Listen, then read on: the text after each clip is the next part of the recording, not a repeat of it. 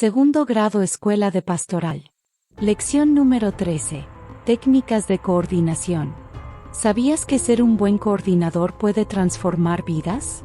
Descubre el arte de guiar reflexiones con paciencia, humor y, sobre todo, un espíritu de servicio. No es solo un rol, es una misión que cambia todo.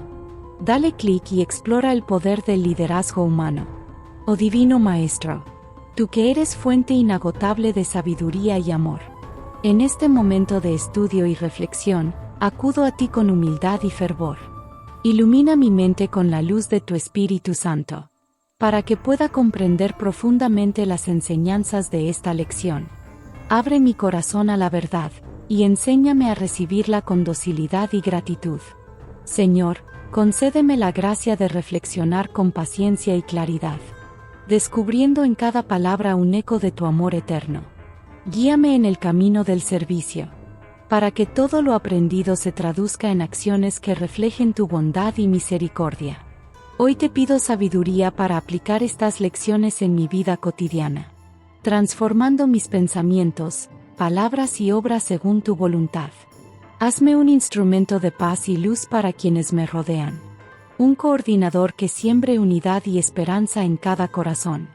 Gracias, Señor, por la oportunidad de crecer espiritualmente, por permitirme descubrir en cada lección una nueva forma de amarte y servirte.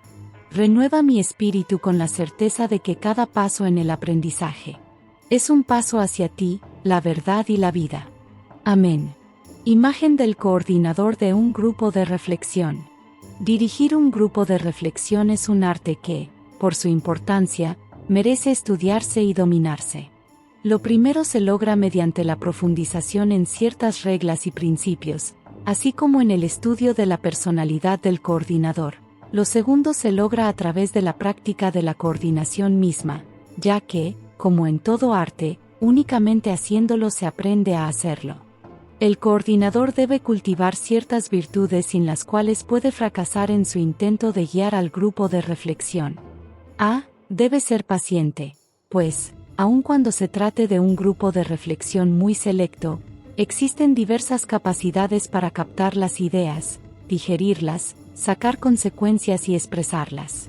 B. Debe ser constante, crecer ante las dificultades y vencer los obstáculos, aunque a veces parezcan insuperables. Aprender a reflexionar no es tarea fácil para los miembros del grupo que le toca coordinar. Ayudarles a hacerlo es, con frecuencia, arduo, pero no imposible para quien, por amor en Cristo, desea ayudar. C. Debe ser cortés, logrando así ganarse la voluntad de sus coordinados, lo que redundará en apertura, confianza y espontaneidad. D. Debe tener sentido del humor, ser alegre y cordial, lo que resolverá muchas situaciones embarazosas, difíciles y enojosas. E. Debe tener una charla amena, capaz de despertar el interés y evitar que cunda el aburrimiento por la monotonía y falta de atención. Posición del coordinador. El coordinador debe entender su posición en el grupo de reflexión, evitando todas estas posturas falsas. A. Él es un guía en el diálogo y un ayudante para que todos puedan reflexionar. No es instructor, ni maestro, menos aún un sabelotodo. B. Él es un miembro más dentro del grupo de reflexión. No es controlador ni vigilante, menos capataz. C. Él es el primer responsable de la buena marcha del grupo de reflexión, pero la corresponsabilidad es de todos y así deben sentirlo los coordinados. D. Él es un participante más de la reflexión, por lo que deberá hacer que todos reflexionen, evitando imponer sus ideas y opiniones. E. Lejos de adoptar la posición de un campeón durante la reflexión, debe mostrarse condescendiente, comprensivo y solícito ante la ignorancia de sus coordinados, aprovechando las cualidades y posibilidades de cada uno para alentarlos e impulsarlos.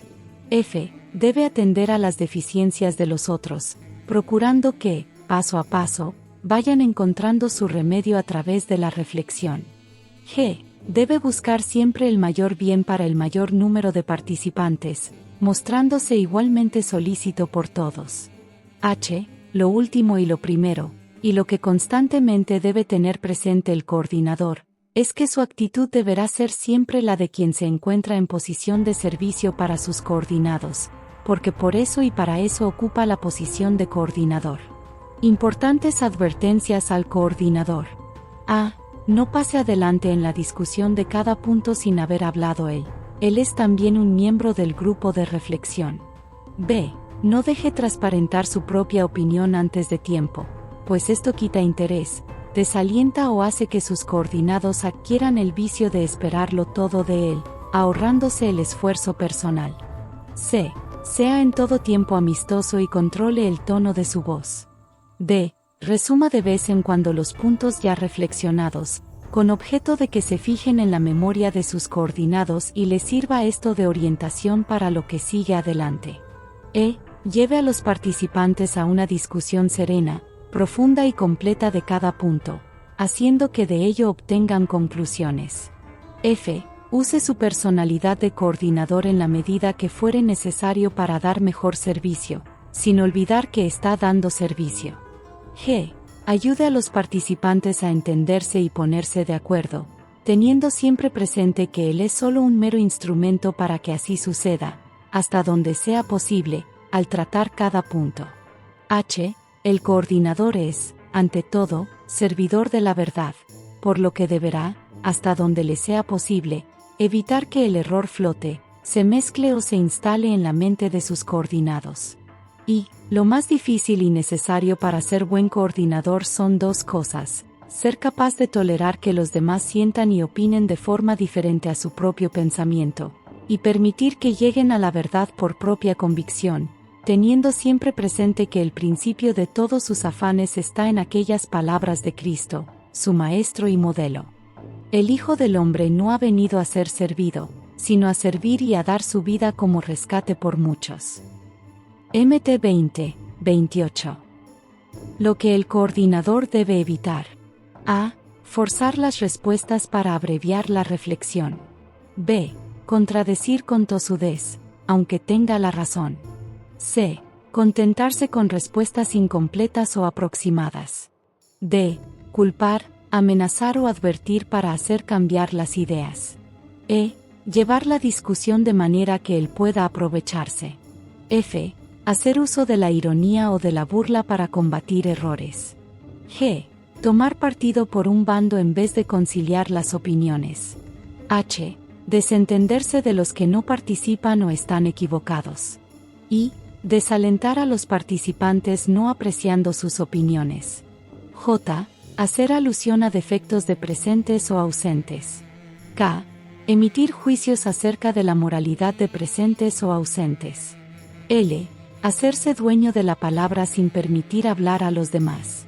Los distintos tipos de discusión que deben evitarse son: A. Entre parejas, cada uno habla solo con su vecino. B. Lateral, dirigiéndose únicamente hacia un lado del grupo. C. De estirados, cada uno se oye a sí mismo sin importarle lo demás. D. Los apáticos, solamente uno trabaja, los demás se limitan a oír. E. Entre beligerantes, estalla la lucha. F. Los insociables, la opinión de los demás no les interesa. G. El monopolizador, uno solo habla sin dejar hablar a los demás. H. Entre bandos, dos o más partidos se aferran a su punto de vista. I. Los descorteses, hablan solo con el amigo y no con nadie más. J. Los que se aíslan, como su opinión es equivocada, no participan. Todos estos tipos de discusión son desviaciones.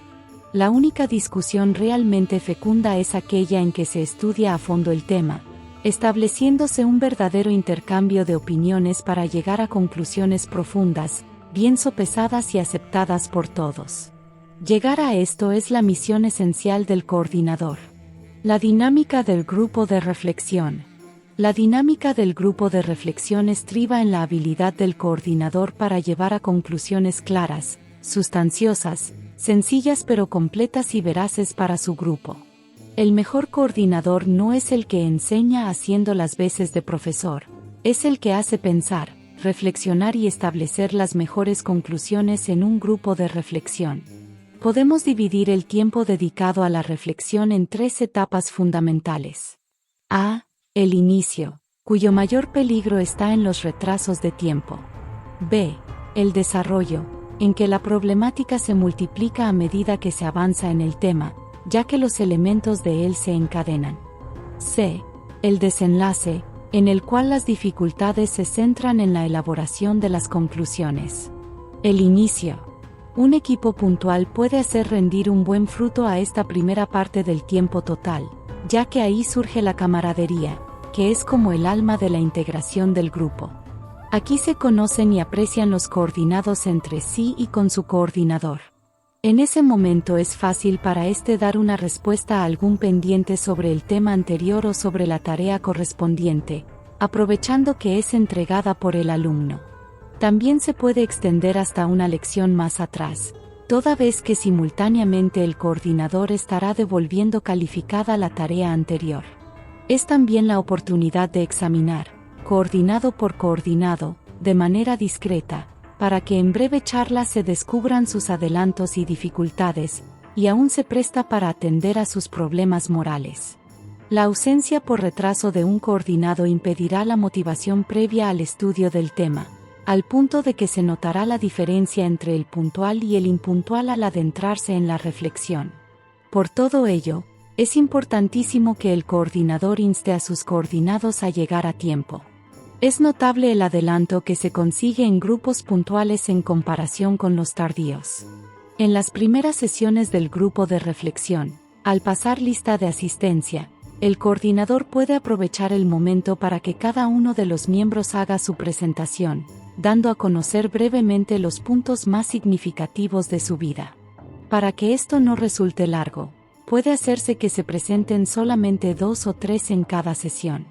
El desarrollo es el cuerpo de la sesión de reflexión. En consecuencia, constituye la parte más importante de ella, ya que es el momento de profundizar en el tema y sacar consecuencias.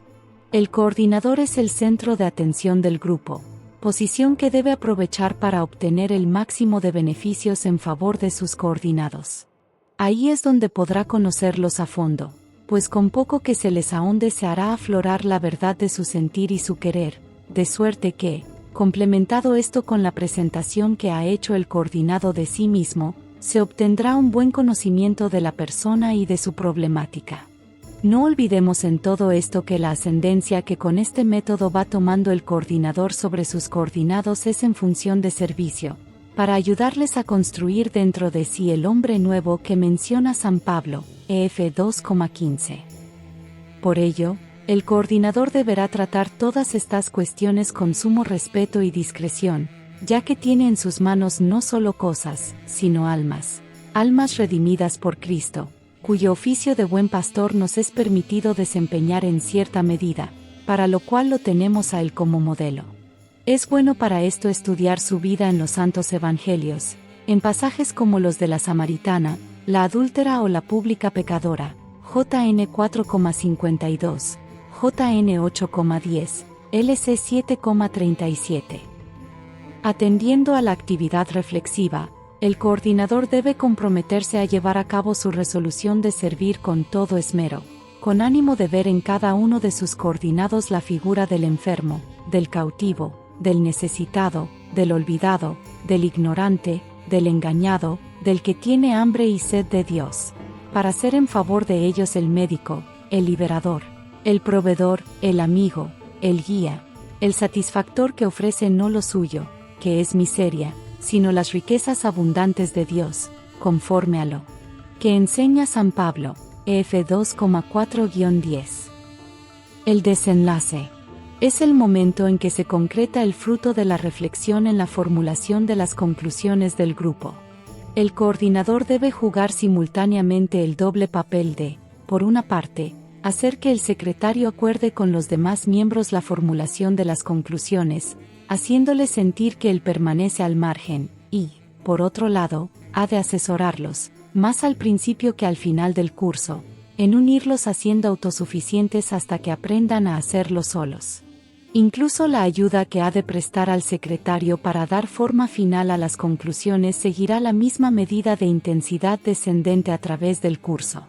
El coordinador enseñará al grupo, particularmente a los secretarios según vayan fungiendo en turno semana a semana, a formular conclusiones de contenido correcto y apegadas a la verdad, expresadas con claridad, breves pero suficientes, y, de especial importancia, que reflejen el sentir de todos, o al menos de una gran mayoría. Si alguno o algunos disienten del sentir general, apartándose de las respuestas correctas con inclinación al error, y no ceden en esto, podrán expresar su propia opinión más adelante durante el foro, con lo que tendrán ocasión de rectificar sus juicios al tratar el tema a nivel de asamblea. El coordinador dará orientaciones a los secretarios sobre cómo expresarse con corrección, con voz clara y fuerte al leer las conclusiones, haciendo especial hincapié en que no se trata de exponer conclusiones personales suyas, sino el sentir general del grupo. Si el secretario desea dar juicios propios, lo advertirá a la asamblea.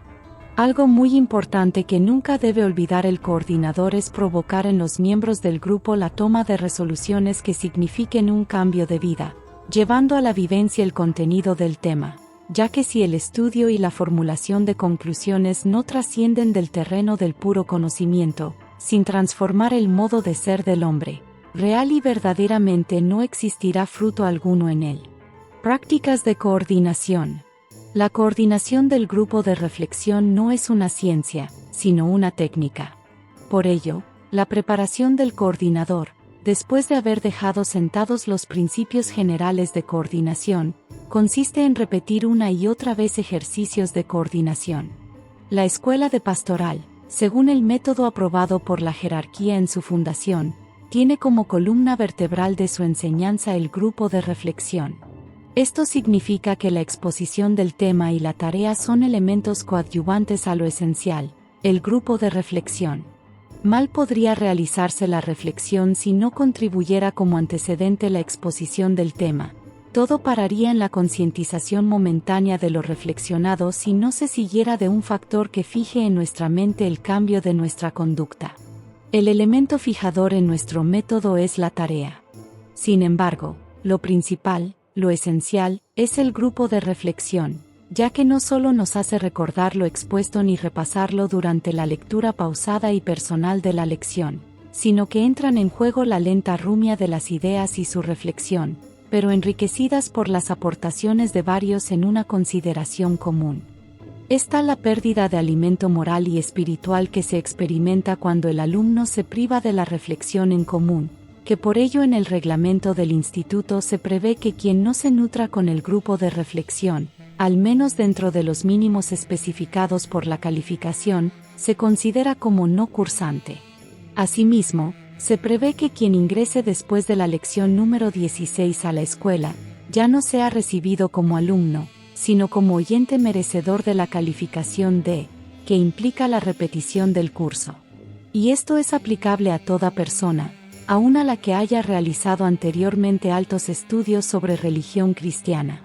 De aquí que, a partir del segundo grado, cuando el simple alumno pasa a ser miembro del equipo laico al servicio de la pastoral, deba tener en alta estima la reflexión en grupo, no solo porque él va a fungir como coordinador de grupo, subdirector, director, visitador o coordinador a nivel superior, sino porque él mismo tiene que seguir alimentándose en su formación, que no tiene fin, con las ideas de los otros. Hay más aún, si tenemos fe en las promesas de Cristo, no hemos de olvidarla de su presencia mística en medio del grupo, MT 18,20, y su anunciada iluminación del Espíritu Santo, JN 16,7 y 13 a 14, sobre sus discípulos. Como técnica que es, la reflexión en grupo, y su coordinación sobre todo, debe ser practicada asiduamente durante este periodo de preparación de dirigentes. Practíquese entre los que van a formar los nuevos equipos de servicio en los centros antiguos y futuros. Con esto, además de conseguir la eficiencia personal como coordinador, los equipos tendrán ocasión de conocerse, integrarse y entablar lazos de amistad entre los equiperos. Conviene reunirse por turno los equipos en el domicilio de alguno de sus miembros durante la semana, con el fin de proseguir este entrenamiento haciendo prácticas de coordinación. Conviene ocuparse de temas variados, aún profanos y de poca importancia: la descripción de una rosa, los inconvenientes de la mosca, noticias mundiales, etc. Todavía más, nombrese a algún defensor de lo indefendible. Este le encontrará, por vía del absurdo, cualidades a la mosca y tratará de convencer a sus compañeros de equipo, quienes mediante razonamientos lo reducirán a la aceptación de la verdad. Es un bonito y útil ejercicio. Un tema más de utilidad práctica para el equipo es comentar, con abundancia de detalles, las circunstancias de su centro: el salón, mobiliario, ornato, iluminación, tipo de personas entre la feligresía, etc. También son reflexionables los planes para preparar la misión previa a la iniciación de cursos y la iniciación misma. Lógicamente, este tipo de consideraciones solo podrá hacerse cuando ya se tenga decidido, aceptado por el párroco, visitado y observado el centro mismo. Comencemos, pues, desde luego, por dar los primeros pasos para ello. Sobra decir que, para estas alturas y realizaciones, cada uno de los miembros del equipo debe estar ya no solo identificado, sino ejerciendo algunas de sus funciones. Incluso el administrador debe comenzar a preocuparse por la adquisición del material de enseñanza del grupo, solicitándolo al administrador general de origen. El director será el que se ocupe de presentar al párroco el nuevo equipo para el próximo curso, si se trata de un centro ya antiguo, y de entrevistar al párroco y explicarle los pormenores de la fundación del centro, solicitándole su aprobación para hacerlo. También él, en caso de una negativa, deberá animar al grupo para buscar otro lugar hasta conseguirlo. La tarjeta de coordinación es el documento básico de la escuela de pastoral. Si la reflexión es el elemento primordial en su funcionamiento, la tarjeta de coordinación, al ser fiel reflejo de la coordinación, goza de capital importancia entre toda la documentación. La finalidad de la tarjeta de coordinación. La tarjeta de coordinación tiene por objeto determinar la calificación semanal del alumno para, como consecuencia, establecer la calificación mensual que habrá de ser uno de los sumandos en la determinación de la calificación final al hacerse los cómputos totales del año. Importancia de la calificación. Una puntuación que no se apegue a la realidad forzosamente arrojará datos falsos, ya sea de más o de menos. En el primer caso, cuando la calificación es superior a la merecida, el alumno obtendrá una falsa imagen de su aprovechamiento y sufrirá las consecuencias del engaño. Cuando, al contrario, las calificaciones son inferiores a las merecidas, producirán en el alumno desaliento.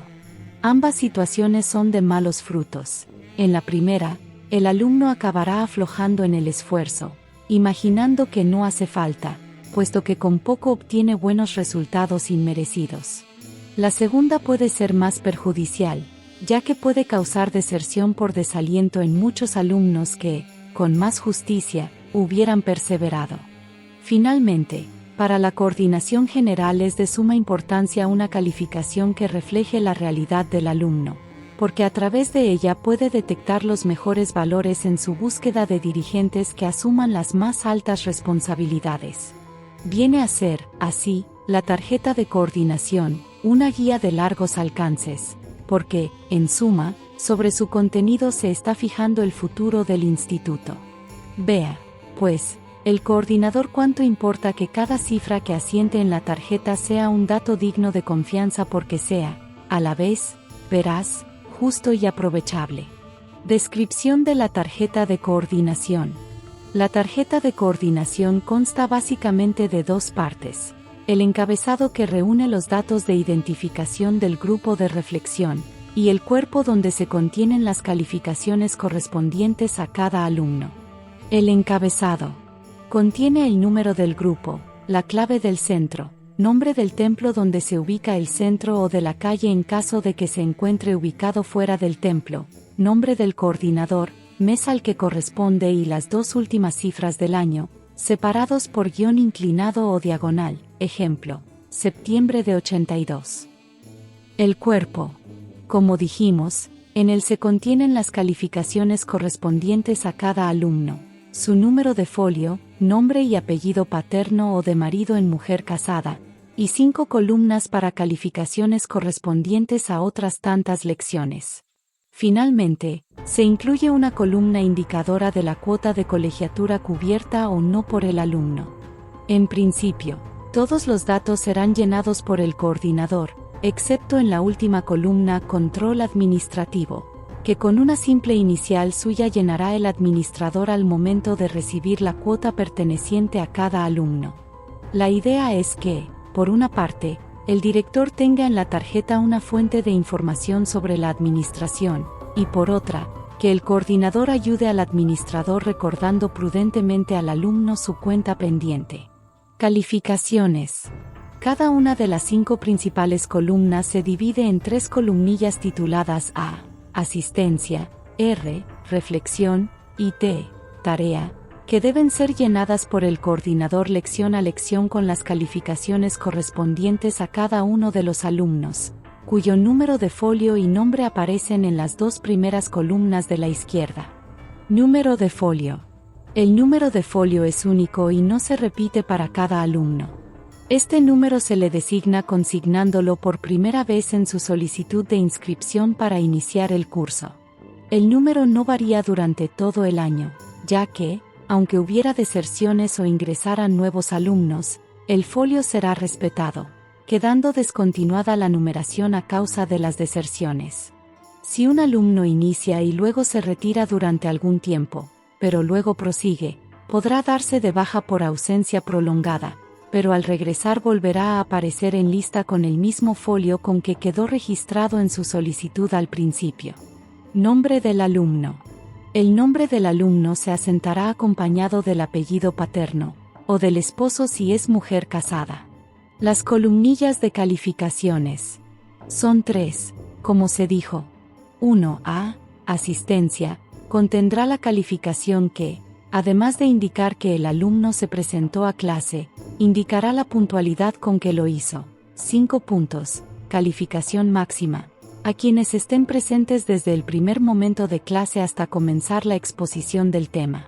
4 puntos a quienes lleguen durante la exposición del tema y hasta comenzar los círculos de reflexión. 3 puntos a quienes lleguen durante los círculos de reflexión y hasta la iniciación de la convivencia. 2 puntos se otorgarán a los que lleguen durante la convivencia, el taller y el centraje. 1 punto se otorgará a quienes lleguen a la oración final, al menos para entregar la tarea anterior y recibir la actual y la lección próxima. 2. R. Reflexión, consignará la calificación, siempre sobre 5 puntos como máximo, que merezca el alumno según se haya manifestado interesado, haya hecho aportaciones y haya captado las de los demás. La escala de valores, aplicable también para calificar las tareas, es esta: 5 excelente, 4 muy bien, 3 bien, 2 regular y 1 mal. No existe calificación 0. La falta de asistencia, la de reflexión por no asistir y la no entrega de tareas se simbolizarán por X. Nunca se dejará una casilla en blanco, ya que todas deben ser llenadas con número o con X. El coordinador debe ser muy perspicaz para descubrir la verdad que se encierra en el alumno que reflexiona y aporta. Hay alumnos de palabra y mente fáciles que, sin haber leído antes la lección y sin atender a la exposición del tema, son capaces de hablar y hablar para impresionar. También hay quienes, en cambio, tienen dificultad para expresarse mentalmente. Los primeros podrán comprender sin poderlo expresar, aparentando no entender. Los segundos no entenderán, se mostrarán cohibidos y hasta desinteresados. El coordinador deberá identificar posibilidades y disposición, con ánimo de no cometer errores en sus juicios al calificar. 3. T.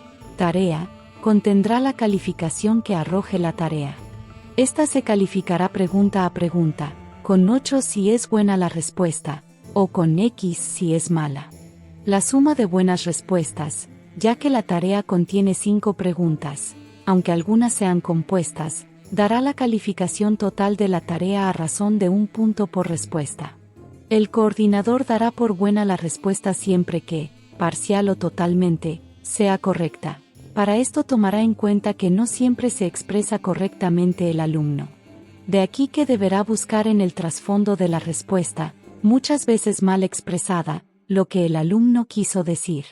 Cualquier cantidad de buen sentido, por mínima que sea, que contenga la respuesta será considerada buena y el alumno acreditará por ello un punto.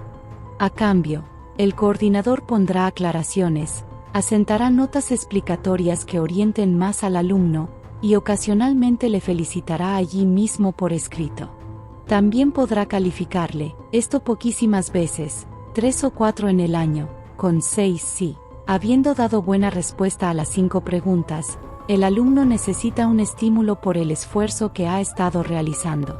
Como una concesión al alumno de primer grado, y únicamente a él, se aceptarán tareas atrasadas, cuya puntuación podrá sumarse de modo que en la lección donde se vacíen las calificaciones acumuladas aparecerá una cifra por concepto de tarea superior a 5 puntos.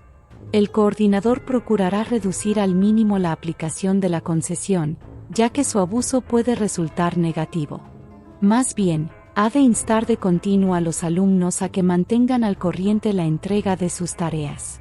El coordinador, con la misma premura que exige a sus coordinados, deberá devolverles las tareas una vez calificadas y vaciadas las calificaciones en la tarjeta de coordinación. De este modo, ellos tendrán una ayuda más para avanzar en su formación.